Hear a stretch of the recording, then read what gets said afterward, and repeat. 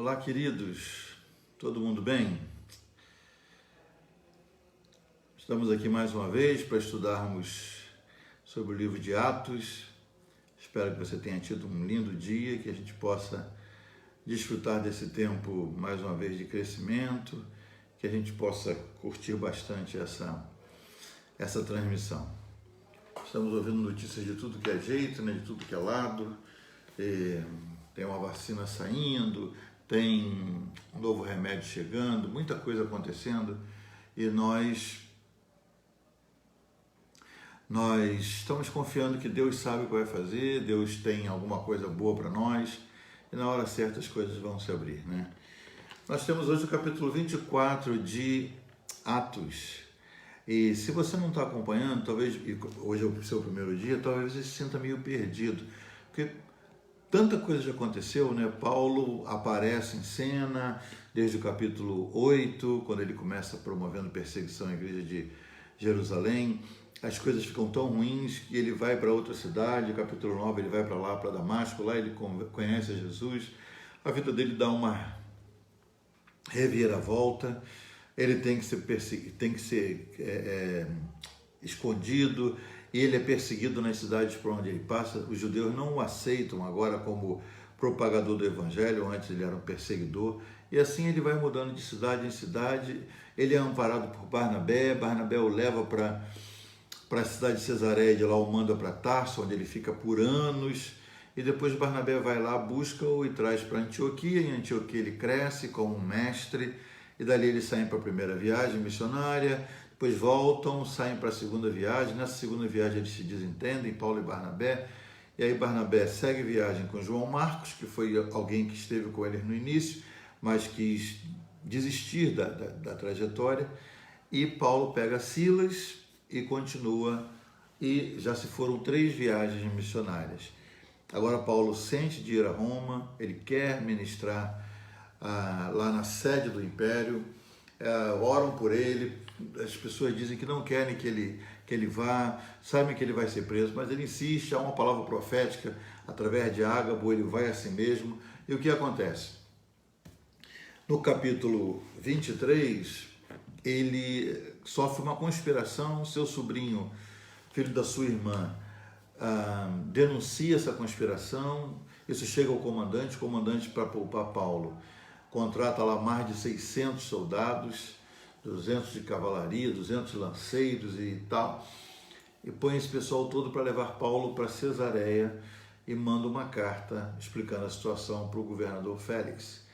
E Félix diz: ok, eu vou ouvir você quando seus acusadores chegarem. E aí passam-se 5 dias e chegam os acusadores, né? Agora não estamos falando do povo, da turba, não, estamos falando de gente que tem conhecimento da palavra, gente que obedece à lei, representantes da religião da época, judeus que eram mestres, que ensinavam nas sinagogas, que preservavam os mandamentos, a lei de Moisés.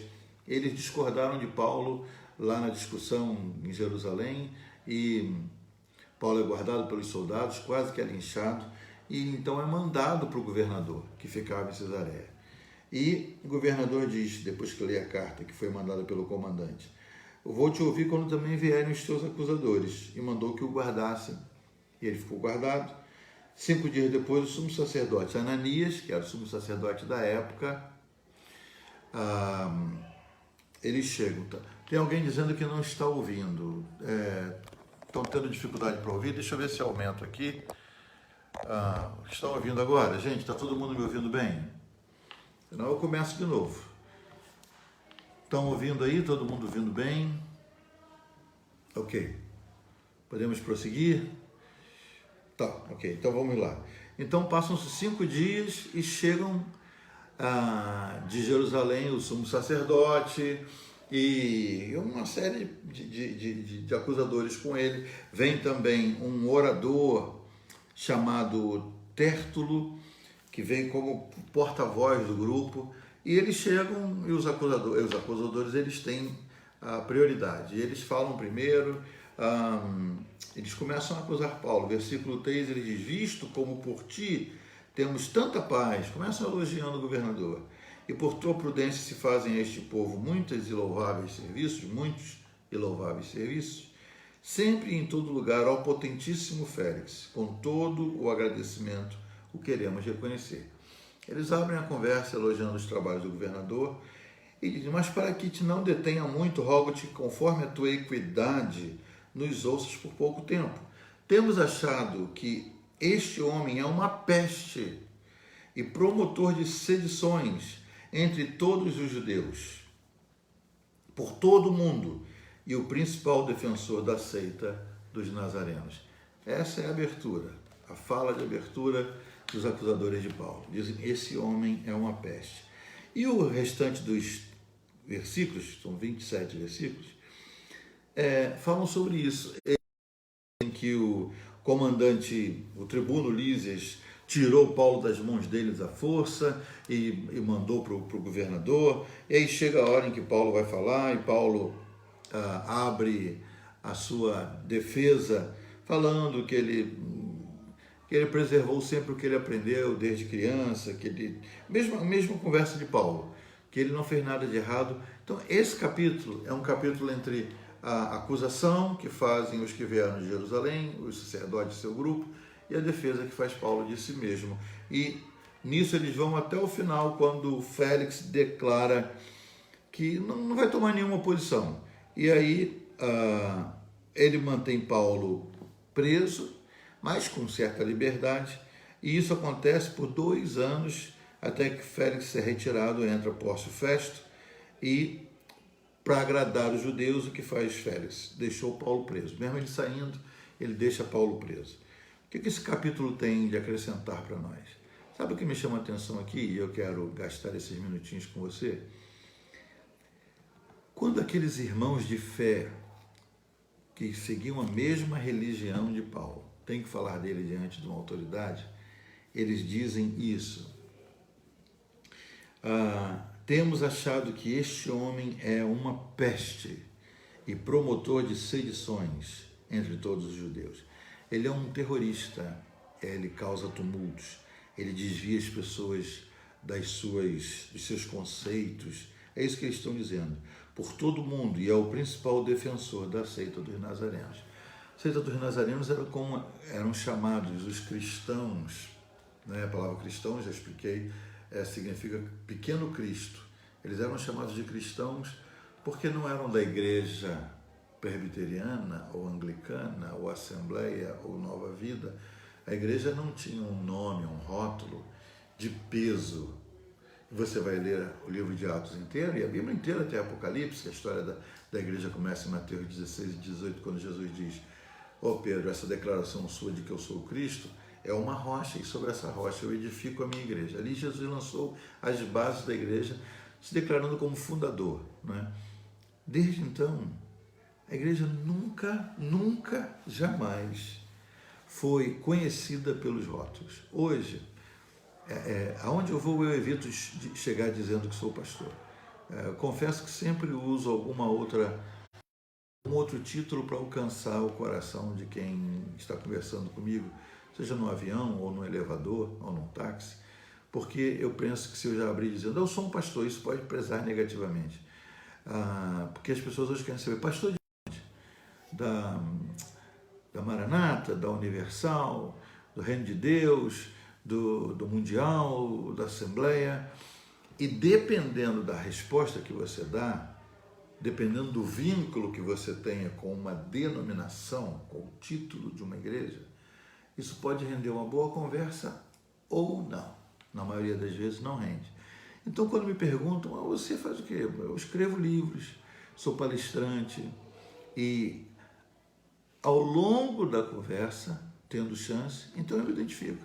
Não, sou pastor também e tal. Eu tinha uma família num prédio onde eu morava, e o garotinho ficava tentando descobrir quem eu era, porque ele me via de paletó e gravata. Então, eu nunca dizia, ele falava assim: o senhor parece um piloto. Eu falei: aham. O senhor é piloto? Eu falei: olha, sim, eu piloto uma aeronave. Por quê? Eu piloto uma aeronave, uma igreja com muitas pessoas. Outro dia ele falava: mãe, ele não parece um médico? Eu falei: sou médico de almas. Quais quase sempre ele falava alguma coisa que se encaixava com alguma atividade que eu defendia. Ele parece, esse moço da televisão, eu falei, sim, fazia programa de TV, sim, eu faço programa de TV e tal. Mas a última coisa que eu quero é abrir uma conversa dizendo, é porque eu sou pastor. De acordo com a experiência que essa pessoa já teve com um pastor, ela vai me ouvir ou não. E Paulo aqui, ele não diz, eu sou da igreja tal, ele era conhecido como o seguidor da seita do caminho. E aqui nesse capítulo, eles vão um pouco mais além e dizem que ele era ligado à seita dos nazarenos, porque Jesus era chamado de Nazareno, e assim quem estivesse acompanhando Jesus era chamado da seita dos nazarenos. Seja da seita dos nazarenos, se disserem que nós somos dos nazarenos, nós seguimos o Nazareno. Se disserem que nós somos do caminho, nós somos. Jesus é o caminho, a verdade e a vida. Quando alguém pergunta se eu sou batista, claro, rapaz, se você for lá na igreja, você vai ver o batismão que a gente faz. Sim, você é luterano, rapaz, sigo muita coisa que Lutero falou e fez, porque isso não importa, gente. A gente briga pelo título de uma igreja. O título de uma igreja é tão importante que fica do lado de fora, não fica do lado de dentro. Sempre se coloca a placa do lado de fora. Sempre disse isso. Então, não use para se apresentar, para se revelar aos vizinhos, ao táxi, a quem quer que seja. Não use o rótulo da sua igreja. Quem sabe no final da conversa, quando alguém diga, puxa, você é um crente tão diferente, que igreja você é? Aí sim, eu sou da Nova Vida, eu sou da igreja tal. Aí você já está tranquilo para denunciar a igreja a qual você segue. Então você é um seguidor de Jesus. E a pergunta que eu quero deixar para a gente terminar nossa rápida meditação de hoje. O que andam dizendo por aí a seu respeito? Jesus falou assim, alegrai-vos e exultai quando, mentindo, disserem mal contra vós. Se alguém disser que eu sou mentiroso, que eu sou agitador, e isso for mentira, eu tenho que glorificar a Deus. O Senhor disse, Senhor Jesus que falou, alegrai-vos quando mentindo disserem mal contra vós. Agora, se o que falam de mim não é mentira, se dizem que eu sou um caluniador, que eu sou um adúltero, que eu sou um ladrão, que eu sou um fofoqueiro, e isso é verdade, eu não tenho que me alegrar não, eu tenho que me entristecer, porque estão reconhecendo que eu sou mal, que eu preciso de mudança, que meu testemunho não ajuda, não aponta para Jesus. Então, aqui diz, temos achado que acharam que esse homem é uma peste e promotor de sedições. O que andam dizendo por aí de mim, de você? Que você é uma peste? Essa é uma expressão que às vezes dentro de casa, principalmente no tempo de quarentena, pode ser que seja mais frequente, né? Você é uma peste. Leva a peste dessas crianças lá para dentro que eu quero assistir meu filme. E essa expressão que está se tornando muito comum. Mas naquele tempo eles disseram, temos achado que esse homem é uma peste, um promotor de sedições, um agitador, um terrorista da fé. Nós, por onde passamos, deixamos impressões indeléveis, que não se podem apagar. Mas que impressões são essas? Durma pensando nisso. O que dizem por aí aonde você passa? O que o pessoal tem dito a seu respeito? Que você é uma peste, um agitador? Se quem diz isso são os inimigos, está tudo bem, é gente que não concorda com o que você tem falado. Mas, se falam isso porque, na realidade, você é um agitador, uma pessoa complicada, alguém que nunca ouve, só quer falar, alguém que está sempre discutindo e quer impor seu próprio ponto de vista, é melhor que você comece a mudar. Aproveite essa quarentena para mudar de opinião, mudar de jeito. Deixe de ser complicado. Passe a ser uma pessoa com quem as pessoas querem conversar, querem compartilhar. E se você emprestar os seus ouvidos, se você tem 2 ouvidos e uma boca, isso é um sinal de que você tem que ouvir mais do que falar. Se você passar a ouvir mais, talvez os comentários a seu respeito talvez venham a mudar. Tá bom? Deus abençoe a cada um. Tenha uma noite muito especial. Amanhã, fechando a semana útil, a gente volta com o capítulo 25. Deus abençoe a todos. Até amanhã.